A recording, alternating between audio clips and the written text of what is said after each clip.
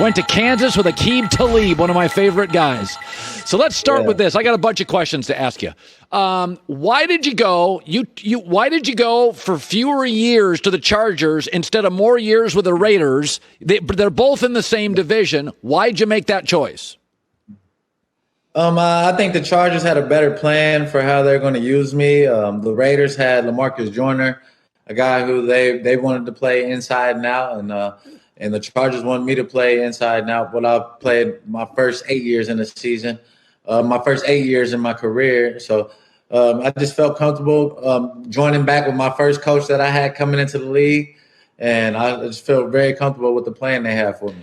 Okay, so I have been saying that if you go to the NFL the last 3 years, there's a quarterback, it was Wentz, Mahomes, and Lamar Jackson, that a quarterback who was so-so in his rookie year pops in his second year. It's been 3 years in a row. So I said, Drew Lock fascinates me. He's got an arm.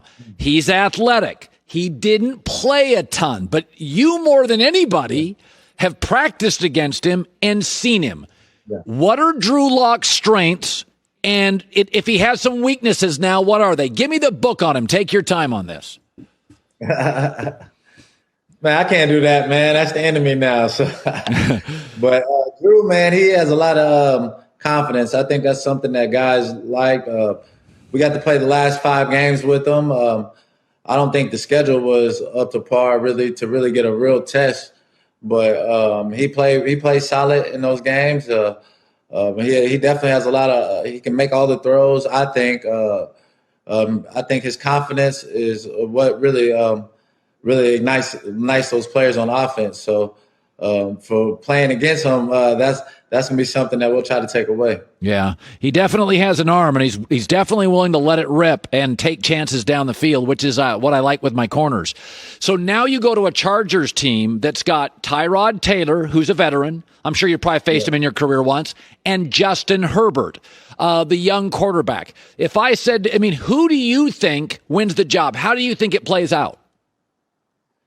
I think it's going to be a fair competition. I think Coach Lynn, he's going to give the job to the best person and who goes out there and execute and leads his team. And I think Tyrod, man, with his experience, he's never had the weapons that we have to play with, and I'm excited to see what he can do with them.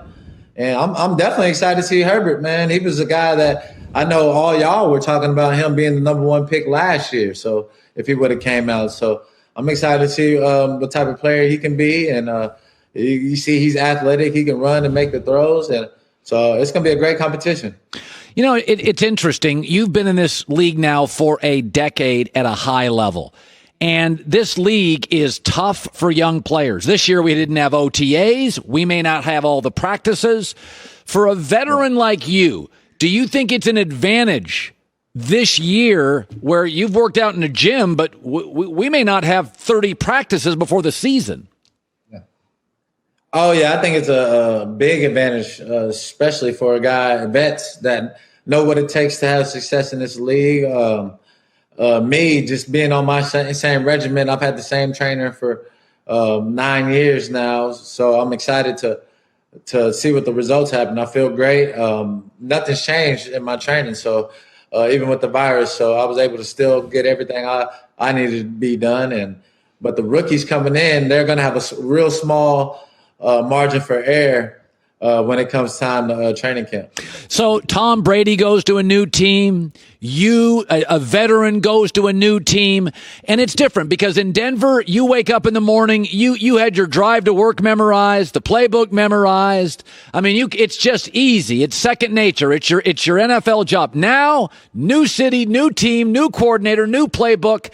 How long do you think, Chris, it's going to take you to feel like you did with Denver, where you don't even have to think about it? It's just second nature to play.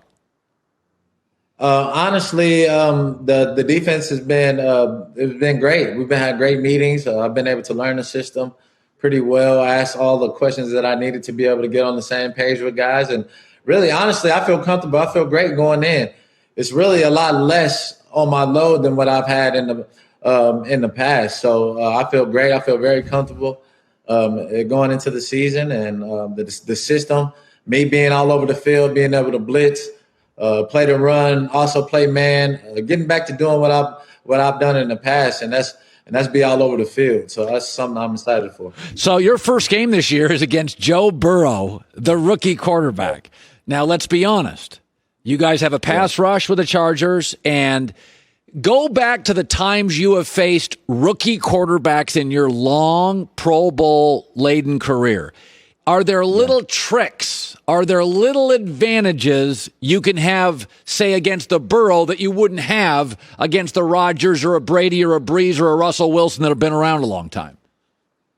Oh, yeah, disguise and coverage. Rookie quarterbacks, they take a little bit extra time to process the coverages, process what receivers and stuff are doing. So I'm just trying to make them think a little bit longer. And when you can do that, you can get more sacks. You can force more turnovers. And we've seen what he can do, man. He's a great player. He had a great college career. I think they drafted T. Higgins, and I know A.J. Green's going to be back to prove something. So that's going to be a great matchup right there. I'm looking forward to that game. Me and A.J. Green has had great battles in the past, so this will just be another one on our list. A quarterback that I like that gets a lot of heat is Derek Carr. You faced him a ton. So now you've had some success against him. I'm looking here. You faced him 10 times. You picked him. You have a pick six passes defended. So give me, if I'd never seen Derek Carr play ever, and I go to you, Chris, and I'm facing him this week, and we're friends, and I'm a DB. I wouldn't be as good as you, but I'm a DB. And I say, listen, I've never faced him. Give me the book on Derek Carr. Derek, he's a guy, he's going to get the ball out fast. I mean, he doesn't take too long on his decisions. He makes the safe throw or takes the throw that the defense gives you all the time. And sometimes he might take shots, but he doesn't throw the ball down the field as much.